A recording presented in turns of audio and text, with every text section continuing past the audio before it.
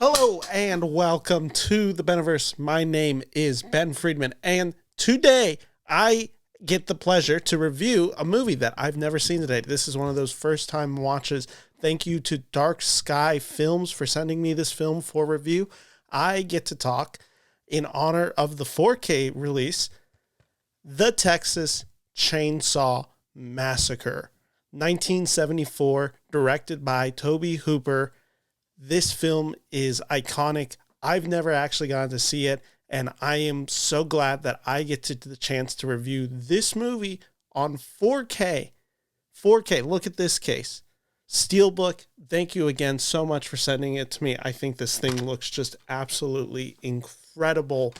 And like I said, first time seeing this movie, so thank you all for checking out this channel. We're about to jump into this review in one moment.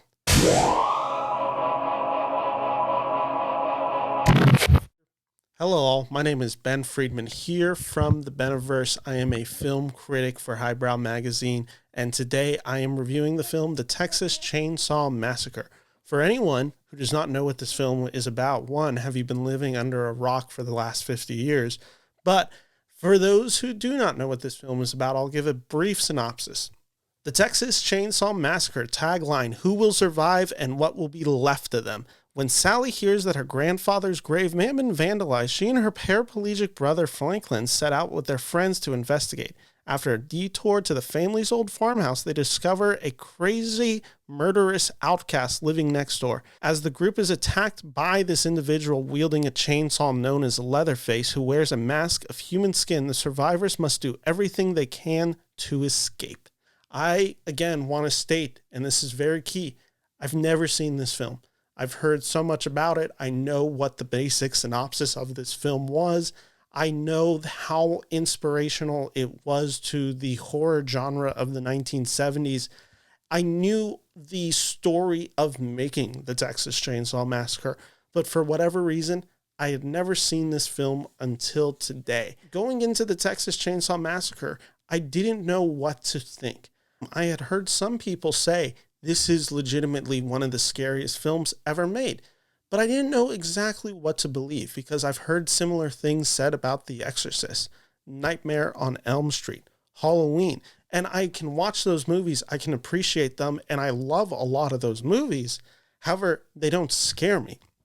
So going into the Texas Chainsaw Massacre, a film that came out in 1974, which means it's nearly 50 years old, I was really wondering, would this movie work for me? And I have to just commend the film for saying, I think it holds up. I think this film is legitimately really good and really frightening.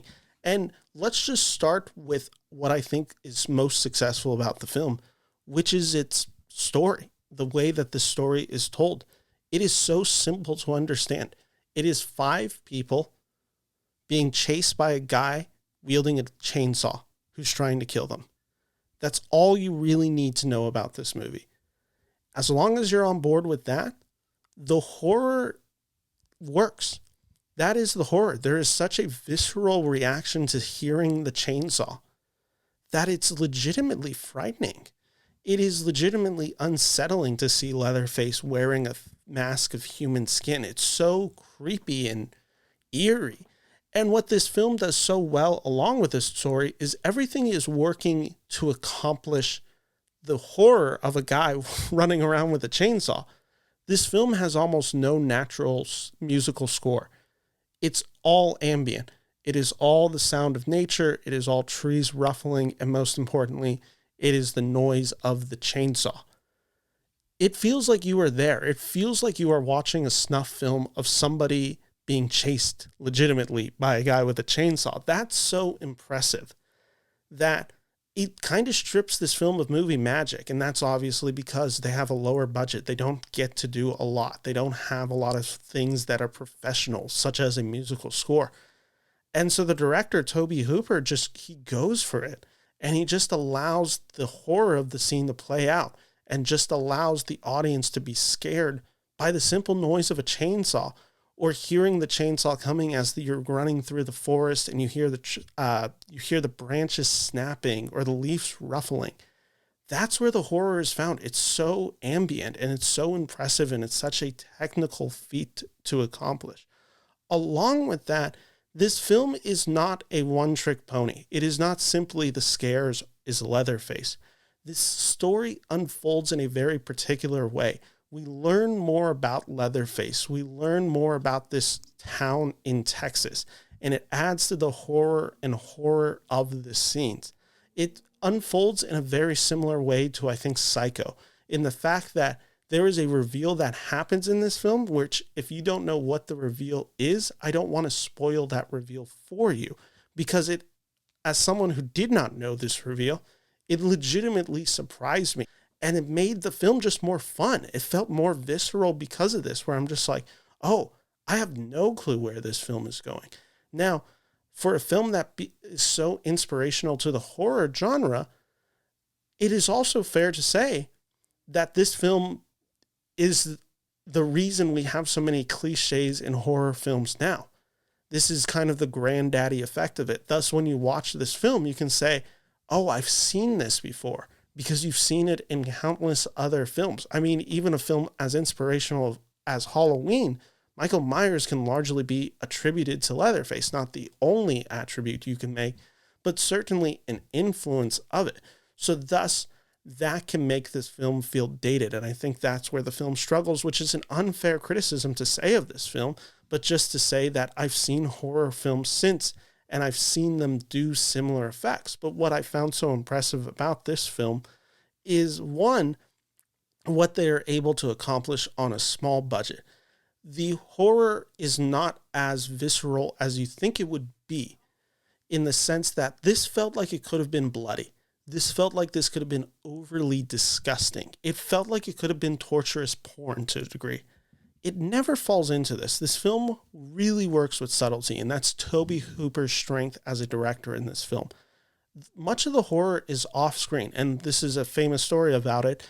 Hooper intended this film to be PG. He wanted this to have a wide release. The association who rates films saw this and said, absolutely not. This is R, if not X.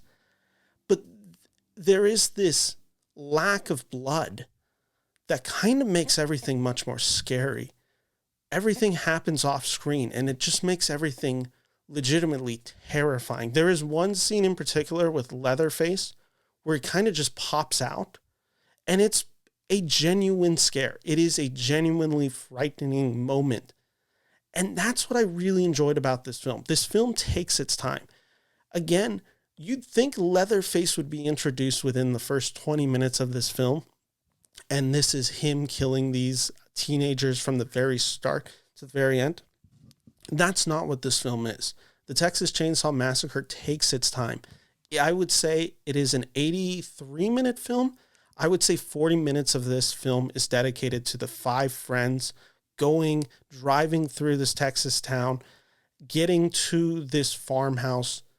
You see their relationships, and then we really get the first appearance of Leatherface. So Leatherface isn't in half this movie, and yet the exact second he pops in, the stakes are raised, but there is enough horror buildup that when he comes in, it's kind of like an explosion, and you really just feel your senses get overwhelmed with this film. You're tense, and then it gets here. You're so high on this film, and it just releases, and it's just this kind of magnificent, really scary film. I love Steelbooks, and I think this one is absolutely gorgeous. The other thing that I want to say about it is I thought the transfer looked really good from my opinion. I thought the film looked really good, and specifically for being a film 50 years old with such a low budget, the fact that it holds up and that the colors popped in a very specific, special way, it just made this film a joy to watch, and I really would recommend it. This film holds up really well, and the Texas Chainsaw Massacre, as someone who likes horror, this is the first time seeing this film, I really have to sing this film's praises and enjoy it and just respect the artistry of this. I'm giving the Texas Chainsaw Massacre 3.5 out of 4 stars here at the Beneverse. Thank you for watching this review. Remember, grab the Texas Chainsaw Massacre when it comes out on 4K. If you like this video, make sure to like and subscribe. It allows me to do more videos like this and review older films that I don't always get the chance to talk about on this channel. Thank you again to Dark Sky Films for sending me the Texas Chainsaw Massacre. And anyway, guys, thank you so much. Take care. Bye-bye.